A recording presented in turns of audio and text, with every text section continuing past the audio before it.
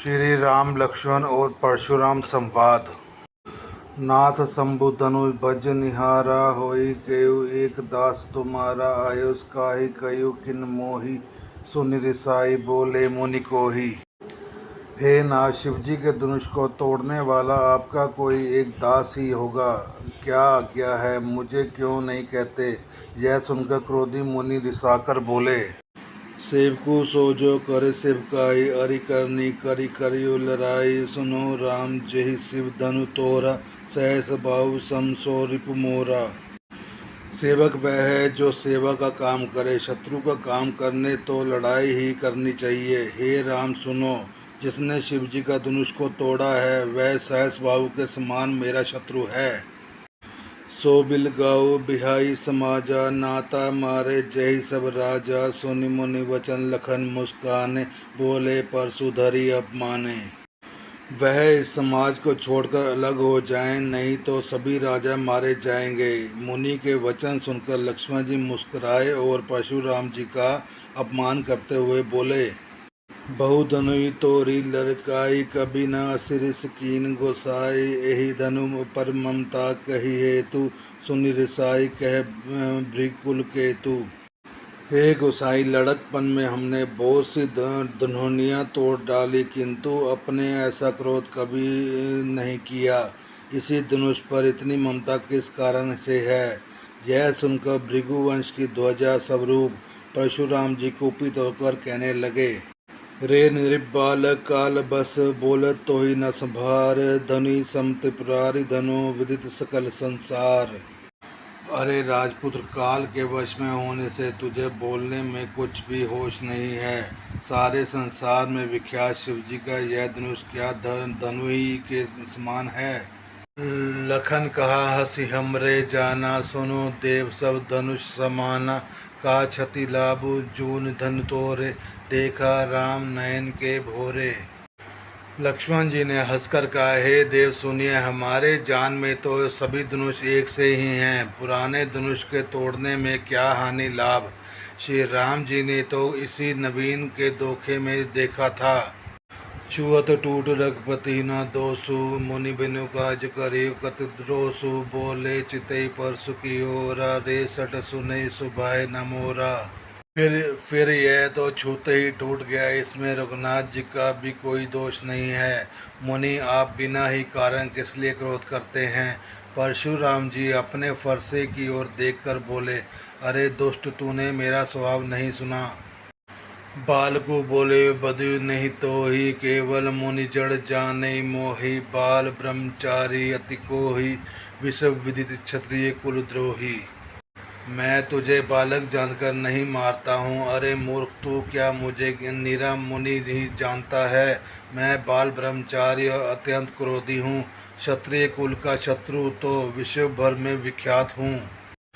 भुजबल भूमि भूप बिनु कीने, विपुल बार मही देवई दीनी। सहस बाहु भुज छेद निहारा, परसु विलोक मही कुमारा। अपनी भुजाओं के बल से मैंने पृथ्वी को राजाओं से रहित कर दिया और बहुत बार उन्हें ब्राह्मणों को दे डाला। हे राजकुमार, सहस बाहु की भुजाओं को काटने वाले मेरे इस फरसे को देख। मातु पिता जन सोच बस, कर से महिष किशोर। गर्भ के बरक दलन, परसु मोर अति घोर। अरे राजा के बालक, तू अपने माता पिता को सोच के वश में ना कर। मेरा फरसा बड़ा भयानक है। यह गर्भों के बच्चों का भी नाश करने वाला है। बेंसी लखनऊ बोले मृदुबानी, अहो मुनीस महाभट मानी। पुनि पुनि मोहि दिखाव कुठारू, चहत उड़ावन फूकी प्रहारू। लक्ष्मण जी ने हंसकर कोमल वाणी से बोले, अहो मुनीश्वर, तो आपने को बड़ा भारी योद्धा समझते हैं। बार बार मुझे कुल्हाड़ी दिखाते हैं, फूंक से पहाड़ उड़ाना चाहते हैं। यहाँ कुमड़ बतिया को नाही, जे तर्जनी देखी मरी जाही। देखी कुठार सरासन बाना, मैं कुछ कहा सहित अब माना। यहाँ कोई कुम्हड़े की बत्तियाँ छोटा कच्चा फल नहीं है, जो तर्जनी सबसे आगे की उंगलियों को देखते ही मर जाती है। कुठार और धनुष बाण को देखकर ही मैंने कुछ अभिमान सहित कहा था। भृगुसुत समझे जनेऊ विलो की, जो कछु कहियो सहस ऋषरो की। सुर मही सुर हरिजन और गाई, हमरे कुल इन पर न सुराई। भृगुवंशी समझकर यज्ञोपवीत देखकर तो जो कुछ आप कहते हैं उसे मैं क्रोध को रोक कर सह लेता हूँ। देवता ब्राह्मण भगवान के भक्त और गो, इन पर हमारे कुल के में वीरता नहीं दिखाई जाती। बंदे पापु अब कीर्ति हारे, मारतहु पापारियो तुम्हारे। कोटि कुलिस संवचन तुम्हारा, व्यर्थ धरु धनु बाण कुठारा। क्योंकि इन्हें मारने से पाप लगता है और इनके हार जाने पर अपकीर्ति होती है, इसलिए आप मारे तो भी आपके पैर ही पड़ना चाहिए। आपका एक एक वचन ही करोड़ों वज्रों के समान है। धनुष बाण और कुठार तो आप व्यर्थ ही धारण करते हैं। जो विलो की अनुचित कहियो, क्षमो महामुनि धीर। सुनि सरोज भृगुकुल वंश मनि, बोले गिरा गंभीर। इन्हें धनुष बाण कुठार को देखकर मैंने कुछ अनुचित कहा है तो उसे भी धीर महामुनि क्षमा कीजिए। यह सुनकर भृगुवंश मणि परशुराम जी क्रोध से साथ गंभीर वाणी बोले। कौशिक सुनु मंद यहु बालक, कुटिल काल बस निज कुल घालकु। भानु वंश केश कलंकु, निपट निरसंकु अबद असंकु। हे विश्वामित्र सुनो, यह बालक बड़ा कुबुद्धि और कुटिल है। काल के वश में होकर यह अपने कुल का घालक बन गया है। यह सूर्य वंश रूपी पूर्ण चंद्र का कलंक है। यह बिल्कुल उद्दंड मूर्ख और निडर है। काल कबलु होई छन माही, कयो पुकारी खोरी मोहि नाही। तुम हट कहु जो चहियो बारा, कही प्रताप बल रोष हमारा। अभी क्षण भर में यह काल का ग्रास हो जाएगा। मैं पुकार कर कह देता हूँ, फिर मुझे दोष नहीं है। यदि तुम इसे बचाना चाहते हो तो हमारा प्रताप बल और क्रोध बतलाकर इसे मना कर दो। लखनु कयो मुनि सु तुम्हारा, तुमरे अक्षत को बरने पारा। अपने मुँह तुम अपनी करनी बारा, अनेक बात बांति बहु बरनी।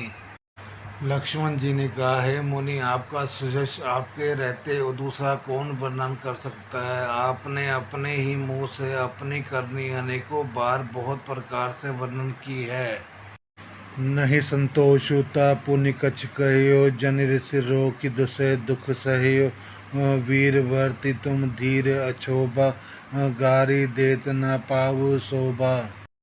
इतने पर भी संतोष ना हुआ हो तो फिर कुछ कह डालिए। क्रोध रोककर ऐसा दुख मत सहिए। आप वीरता का व्रत धारण करने वाले धैर्यवान और शोक रहित गाली शोभा नहीं दे पाते। सूर समर करनी करी कही न जनावे आपू, विद्यमान रन पाई रिपु कायर कत्थ कही प्रतापू। शूरवीर तो युद्ध में करनी शूरवीरता का कार्य करते हैं, कहकर अपने को नहीं जनाते। शत्रु को युद्ध में उपस्थित पाकर कायर ही अपने प्रताप की ढींग मारा करते हैं। तुम तो कालू हाँक जनुलावा, बार बार मोहि लागी बुलावा। सुनत लखन के वचन कठोरा, परसो सुधारी धरे कर दोहरा। आप तो मानो काल को हाँक लगाकर बार बार उसे मेरे लिए बुलाते हैं। लक्ष्मण जी के कठोर वचन सुनते ही परशुराम जी ने अपने भयानक फरसे को सुधार कर हाथ में ले लिया। अब जनि दई दोष मोहि लोगु, कटुबादी बालक बद जोगु। बाल विलो की बहुत जिमै बाचा, यह नो मर निहार बा साचा। और बोले, अब लोग मुझे दोष ना दें। यह कड़ुआ बोलने वाला बालक मारे जाने के ही योग्य है। इसे बालक देखकर मैंने बहुत बचाया, पर अब यह सचमुच मरने को ही आ गया है। कौशिक कहा, क्षम्यो अपराधो, बाल दोष गुण गनी न साधो। खर कुठार में अकरानन को ही, आगे अपराधी गुरद्रोही। विश्वामित्र जी ने कहा, अपराध क्षमा कीजिए। बालकों के दोष और गुण को साधु लोग नहीं गिनते। परशुराम जी बोले, तीखी धार का कुठार मैं दया रहित और क्रोधी, और यह गुरद्रोही और अपराधी मेरे सामने।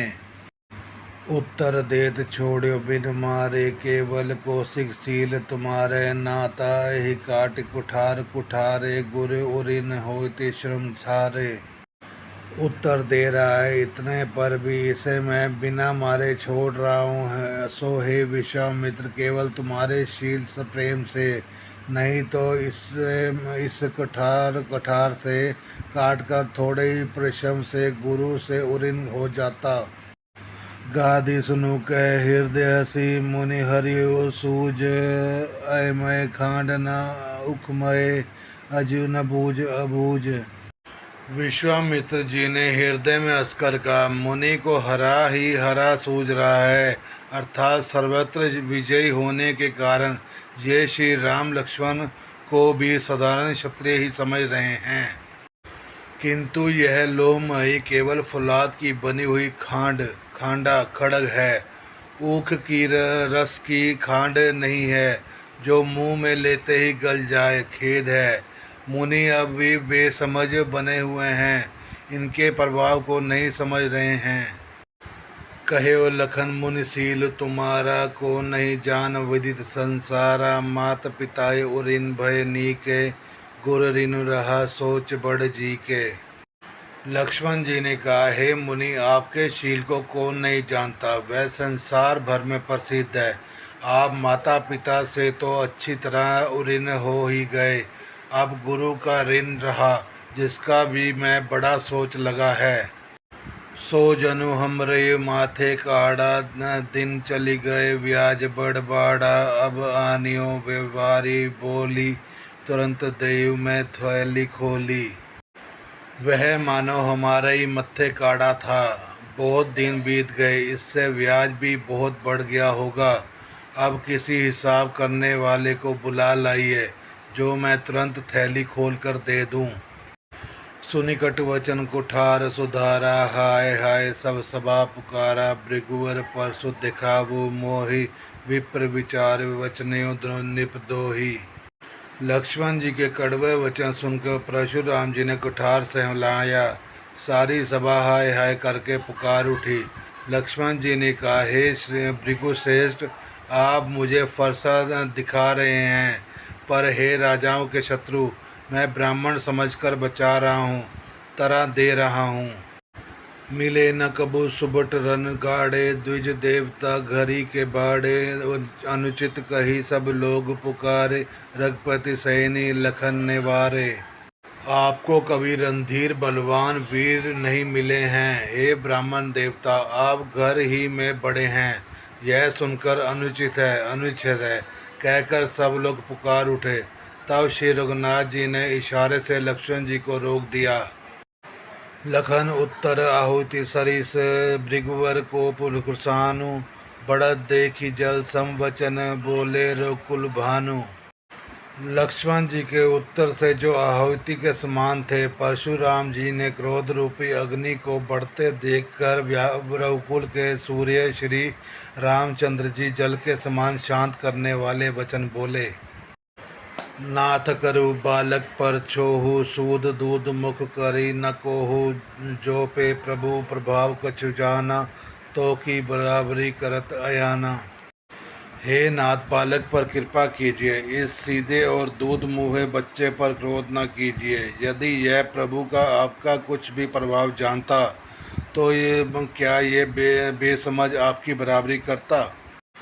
जो लड़का कुछ अचगरी करही, गुरु पितु मातु मोद मन बरही, करियो कृपा शिशु सेवक जानी, तुम समशील धीर मुनि ज्ञानी।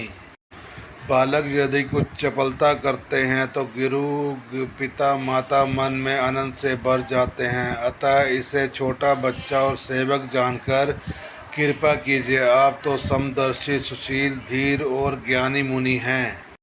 राम वचन सुनि कछुक जुड़ाने, कही कुछ लखन बहरी मुस्काने, हसत देखी नक शिखरिस व्यापी, राम तोर भ्राता बड़ पापी। श्री राम जी के वचन सुनकर वे कुछ ठंडे पड़े। इतने में लक्ष्मण जी कुछ कहकर फिर मुस्कुरा दिए। उनको हंसते देखकर परशुराम जी की नख से शिखा तक सारे शरीर में क्रोध छा गया। उन्होंने कहा, हे राम, तेरा भाई बड़ा पापी है। घोर शरीर श्यामल माही, कालकूट मुख पै मुख नाही। सहज टेढ़ अनहर न तोहि, नीच मीच सम देख न मोही। यह शरीर से गोरा पर हृदय से बड़ा काला है। यह विषमुख है, दूध मुहा नहीं। स्वभाव से टेढ़ा, तेरा अनुसरण नहीं करता। तेरे जैसा शीलवान नहीं है। यह नीच मुझे काल के समान नहीं देखता। लखन कयो हसि सुन मुनि, क्रोध पाप कर मूल। जय बस जन अनुचित करे, चरे विषव प्रतिकूल। लक्ष्मण ने हंसकर कहा, हे मुनि सुनिए, क्रोध पाप का मूल है। जिसके वश में होकर मनुष्य अनुचित कर्म कर बैठते हैं और विश्व भर के प्रतिकूल चलते सबका अहित करते हैं। मैं तुम्हारा अनुचर मुनिराया, परिहरि कोप करे अब दाया। टूट चाँप नहीं जुरियो दिशाने, बैठी हुई पाए पिराने। हे मुनिराज, मैं आपका दास हूँ, अब क्रोध त्याग कर दया कीजिए। टूटा हुआ धनुष क्रोध से जोड़ नहीं जाएगा। खड़े खड़े पैर दुखने लगे होंगे, बैठ जाइए। जो अति प्रिय तो करियो उपाय, जोरी को बड़ गुनी बुलाई। बोलत लखनी जन को डेराही, मस्त करियो अनुचित बल नाही। यदि धनुष अत्यंत ही प्रिय हो तो कोई उपाय किया जाए और किसी बड़े गुणी कारीगर को बुलाकर जुड़वा दिया जाए। लक्ष्मण जी के बोलने से जनक जी डर जाते हैं और कहते हैं, बस चुप रहिए, अनुचित बोलना अच्छा नहीं। तर तर कांपी पुर नर नारी, छोट कुमार खोट बड़ भारी। भृगपति सुनि सुनि निर्भय वाणी, रिस्तन जुरी होई बलहानि। जनकपुर के स्त्री पुरुष थर थर कांप रहे हैं और मन ही मन कह रहे हैं कि छोटा कुमार बड़ा ही खोटा है। लक्ष्मण जी की निर्भय वाणी सुन सुनकर परशुराम जी का शरीर क्रोध से जला जा रहा है और उनके बल की हानि हो रही है, उनका बल घट रहा है। बोले राम दई निहोरा, बच्यो विचारी बंधु लघु तोरा। मन मलिन तन सुंदर कैसे, विष रस भरा कनक घट जैसे। तब श्री रामचंद्र जी पर एहसान जानकर परशुराम जी बोले, ऐसा तेरा भाई समझकर मैं इसे बचा रहा हूँ। यह मन का मैला और शरीर का कैसा सुंदर है, जैसे विष के रस से भरा हुआ सोने का घड़ा। सुनि लक्ष्मण बेसे बहुरी, नैन तेरे रे राम। गुरु समीप गवने सक्ची, परिहरि बानी बाम। यह सुनकर लक्ष्मण जी फिर हंसे। तब श्री राम जी ने तिरछी नज़र से उनकी ओर देखा, जिससे लक्ष्मण जी सकचा कर विपरीत बोलना छोड़कर गुरु जी के पास चले गए। अति विनीत मृदु शीतल वाणी, बोले राम जोरी जुग पानी। सुनो ना तुम सहज सुजाना, बालक वचन करे नहीं काना। श्री राम जी ने दोनों हाथ जोड़कर अत्यंत विनय के साथ कोमल और शीतल वाणी से बोले, हे नाथ सुनिए, आप तो स्वभाव से ही सुजान हैं। आप बालक के वचन पर कान ना दीजिए, उसे सुना अनसुना कर दीजिए। बर्रे बालक एक स्वभाव, इन्हीं न संत विदूषक काऊ। तेहि नाई कुछ काज बिगारा, अपराधी मैं नाथ तुम्हारा। बड़े और बालक का एक स्वभाव है, संत जन इससे कभी दोष नहीं लगाते। फिर उनसे लक्ष्मण जी ने तो कुछ काम ही नहीं बिगाड़ा है। हे नाथ, आपका अपराधी तो मैं हूँ। कृपा कोप बंधु बदब गोसाई, मोह पर करियो दास की नाय। कहियो बेगी जही विधि रिस जाई, मुनि नाग सोई करो उपाय। अतः हे स्वामी, कृपा क्रोध वध और बंधन जो कुछ करना हो दास की तरह अर्थात दास समझकर मुझ पर कीजिए, जिस प्रकार से शीघ्र आपका क्रोध दूर हो। हे मुनिराज, बताइए, मैं वही उपाय करूं। कह मुनि राम जाय रिस कैसे, अजो अनुज तब चितव अनेसे। एक ही के कंठ कुठार ना दीना, तो मैं कहाँ रिपु कर कीना।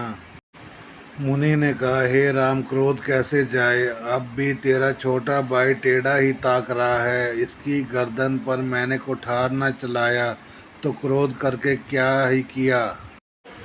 गर्व स्रव ही अब निप रवनी, सुनि कुठार गति घोर। परसो अक्षत देखे अजयत, बैरी भूप किशोर। मेरे जिस कुठार की गौर करनी सुनकर राजाओं के स्त्रियों के गर्भ गिर पड़ते हैं, उसी फरसे के रहते मैं इस शत्रु राजपुत्र को जीवित देख रहा हूँ। बही न हाथ दसै रिस छाती, बा कुठार कुंठित नृपघाती, भयो बाम विधि फिरियो स्वभाव, मोरे हृदय कृपा सिकाहू। हाथ चलता नहीं, क्रोध से छाती जली जाती है। हाय राजाओं का घातक यह कुठार भी कुंठित हो गया, विधाता विपरीत हो गया, इससे मेरा स्वभाव बदल गया। नहीं तो भला मेरे हृदय में किसी समय भी कृपा कैसी। आजु दया दुख दुसे सुहावा, सुनि सुमित्र बहि से सिर नावा, बाहु कृपा मूर्ति अनुकूला, बोलत वचन झरत जन फूला। आज दया मुझे यह दुसे दुख सहा रही है। यह सुनकर लक्ष्मण जी ने मुस्कुराकर सिर नवाया और कहा, आपकी कृपा रूपी वायु भी आपकी मूर्ति के अनुकूल ही है। वचन बोलते हैं मानो फूल जड़ रहे हैं। जो पे कृपा जरी मुनि गाता, क्रोध भय तनु राख विदाता, देखु जनक हटि बालक एहु, कीन चहत जड़ जमपुर गेहूँ।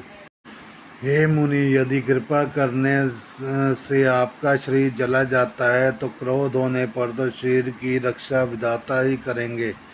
परशुराम जी ने कहा, हे जनक, देख यह मूर्ख बालक हट करके यमपुरी के घर निवास करना चाहता है। बेगी करो किन आखिन ओटा, देख छोट खोट नृप ठोटा, बेसे लखुन कहाँ मन माही, मुँह दे आँखें कतई को नाही। इसको शीघ्र ही आंखों की ओट क्या नहीं करते। आज राजपुत्र देखने में छोटा है पर यह बड़ा खोटा। लक्ष्मण जी ने हंसकर मन ही मन कहा, आंखें मूंद लेने पर कहीं कोई नहीं है।